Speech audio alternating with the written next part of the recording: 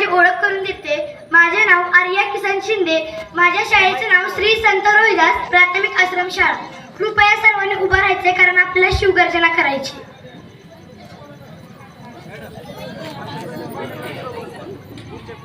आणि छातीवरती हात ठेवायचा आहे.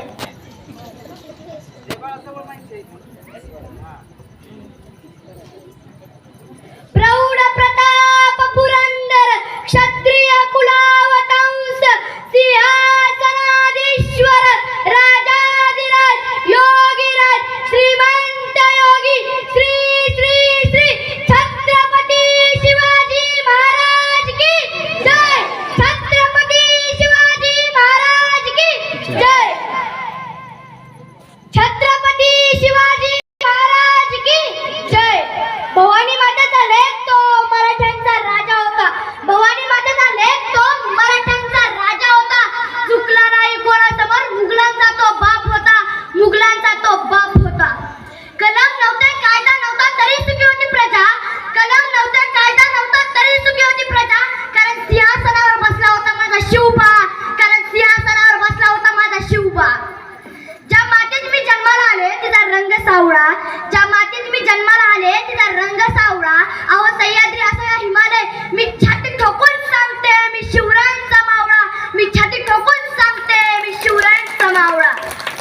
खरं तर आज आपण इथं शिवजयंतीच्या निमित्ताने इथं जमलो आहोत. शिवजयंती साजरी करण्यासाठी आपण जमलो आहोत. आज मी शिवजयंतीच्या निमित्ताने एक शिवाजी महाराजांसोबतचा एक प्रसंग सांगणार आहे. ते तुम्ही शांतपणे ऐकून घ्या अशी नम्र विनंती करते. खरं तर हो, त्याच लाल महालामध्ये आपल्या महाराजांनी शाहिस्तेखानाला कात्रजचा घाट दाखवला. अहो काय याचा अर्थ काय हो? बऱ्याच वर्षापासून शाहिस्तेखान पुण्यामध्ये आला. पुण्यामध्ये येऊन पुणे काबीज करण्याचा प्रयत्न करत होता. पण तो शाहिस्तेखान पुण्यामध्ये येऊन लाल महालात म्हणजेच आपल्या महाराजांच्या घरात राहत होता. 2.5-3 वर्षापासून तो तिथंच थांबला. पण शाहिस्तेखानाचे सेनापती ते म्हणाले, शाहिस्तेखान जी हम इतने दिन क्यों रुके हैं इधर? तेवढ्यात शाहिस्तेखान म्हणाला, तू मेरे को एक बात बता, औरंगजेब ने हमको शिवाजी महाराज को मारने के लिए पाठवले ना? हो. आणि तेवढ्यात शाहिस्तेखान म्हणाला, मग आपण जर समज औरंगजेबला मारणाऱ्या राजाचं नाव काय बरं? सेनापती म्हणाला, बेशक हुजूर शिवाजी राजा. जर उद्या आपण शिवाजी महाराजांना मारून टाकलं तर उद्या आपल्याला औरंगजेब बोलवून घेईल, चांगला सत्कार करल आणि कंदाला पटून तिथं काय खडगोळा करत बसेल का? रे ना, जितना दिन रहना तू उतना दिन रहे ना, कशाला उगाच टेन्शन घेतो असं म्हणतो शाहिस्तेखान. कधी कधी प्रश्न पडतो ना, या शाहिस्तेखानची या सेनापतीची काय भूमिका असेल हो? त्यांना डोक्याला किटकिट नको, डोक्याला ताप नको म्हणून जेवढे दिवस राहता येईल तेवढे दिवस इथंच राहायचं. पण नाही, आमच्या महाराजांची भूमिका अशी नव्हती. आमच्या महाराजांचे मावळे असे नव्हते. आमच्या महाराजांचे मावळे आमच्या राजांसाठी जीव द्यायला सुद्धा तयार होते आणि जीव घ्यायला सुद्धा तयार होते. आमच्या महाराजांना लय वाटायचं त्या शाहिस्तेखानचा काय ना काहीतरी बंदोबस्त केलाच पाहिजे. पण अहो ती शाहिस्तेखान काय करायचा? लाल महाराज बाया नाचवायचा, बायांची आबरू लुटायचा. पण आपले महाराज संयम होते. अहो एखाद्या गोष्टीला मर्यादा असते हो, एखाद्या गोष्टीला मर्यादा असते. पण ती संयम सुटला त्याच्या अवकात दाखवावीच लागते. पण आपल्या महाराजांचा संयम सुटला. त्यांनी ठरवलंच या शाहिस्तेखानाला त्याची अवकात दाखवायचीच म्हणून. त्यांनी त्याची सवंगडी गोळा केले आणि त्यांनी ठरवलं. त्यांच्या एका पुण्यामधली एक माळी होती. ती दररोज लाल महालात जायची, फुलण्याचं काम करायची.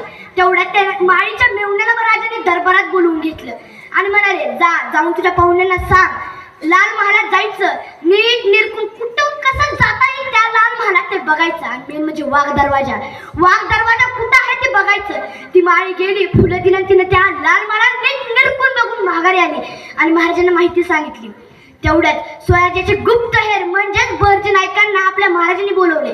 भरजी नाईक म्हणाले, राज आपला काय आदेश असावा? तेवढ्यात आपले महाराज म्हणाले, नाईक जावा, लाल महालात जावा आणि तिथं आपला वाघ दरवाजा म्हणजे त्याला पाली दरवाजा किंवा चोर दरवाजा समजले जातं, तो कुठल्या साईडला बघून या. ते नाईक गेले, बघून आले आणि म्हणाले, राजा मला ही माहिती कळाली. राजा हा वाघ दरवाजा ज्या ठिकाणी शाहिस्तेखान झोपतो त्याच्या मागच्या पाठीमागच्या 2 नंबरच्या खोलीचा वाघ दरवाजा म्हणजेच तो चोर दरवाजा. मग महाराजांनी ते ठरवलं सगळं आणि त्याच्यानंतर भरजी नाईक तेच म्हणाले, राजा माझ्या अंदाजानं हा रमजान ईदचा महिना चालू आहे. ह्या महिन्यात ती लोक दिवसभर उपवास करतात आणि संध्याकाळी जडांना खाऊन झोपी जातात. त्यामुळे दिवस पण ठरला. दिवस म्हणजे आठवड्यातील 7वा दिवस आणि रमजान ईदचा महाराजांनी एक एक एक एक युक्त्या करू लागले. त्यांनी एक एक युक्त्या केल्या आणि त्यांच्यातल्याच एका माणसाला लग्न करायला सांगितलं. का बरं? आणि ते लग्नाची परमिशन महाराजांनी त्यांनी शाहिस्तेखानाकडून घेतली त्यांनी. आणि घेतल्यानंतर महाराजा म्हणाले बहरजी नाईकांना, बहरजी त्या 7व्या दिवशी औरंगजेबचा वाढदिवस असल्यानिमित्त दर 3 तासाला तोफा वाजवल्या जाणार होत्या. महाराजांनी सांगितलं की वाघ दरवाजा आपण दुसऱ्या तोफीला तोडायचा, कारण तो वाघ दरवाजा आवाज त्या दुसऱ्या तोफीच्या ह्याच्यातच लपला पाहिजे. त्यामुळे महाराजांनी त्याला आधीच सांगून ठेवलं. आणि बहरजी नाईक म्हणाले, राजा आपण फक्त सोबत 300 मावळे घेऊन जायचे. किती? 300. तो दिवस उजाडला, मिरवणूक चालली, कारण ती मिरवणूक एकदम लाल महाराजांच्या शेजारून जाणार होती. त्यानिमित्ताने ते महाराज पुढं त्यांच्या मागे 300 मावळे चालत होते. 300. त्यामुळे ती मिरवणूक गेली लाल महाराज घुसली. सगळी सेना ते शाहिस्तेखानाची सेना पण ती झोपलेली, कारण दिवसभर बुबाटात अन्न नाही पाणी नाही, जडांना खाऊन झोपलेली गाडगुड. आणि तेवढ्यात महाराजांनी दुसरी तोफ वाजले ती भिंत तोडली आणि आतमध्ये घुसले. सगळे सैनिक झोपले. त्यामुळे आपल्या मावळ्यांनी सपासप तलवारी काढून त्यांना मारून घाल केलं. तेवढ्यात एक दिप्पाड द्याचा माणूस आपल्या महाराजांसमोर आला आणि त्या दिप्पाड द्याच्या माणसाला आपल्या बहरजी नाईकांनी सांभाळलं. बहरजी नाईकांनी त्याला मारून टाकलं. पण आपल्या महाराजांना आणि त्या बहरजी नाईकांना वाटलं जणू काय हाच आहे शाहिस्तेखान. पण हा शाहिस्तेखान नव्हता, त्याचा पोरगा होता.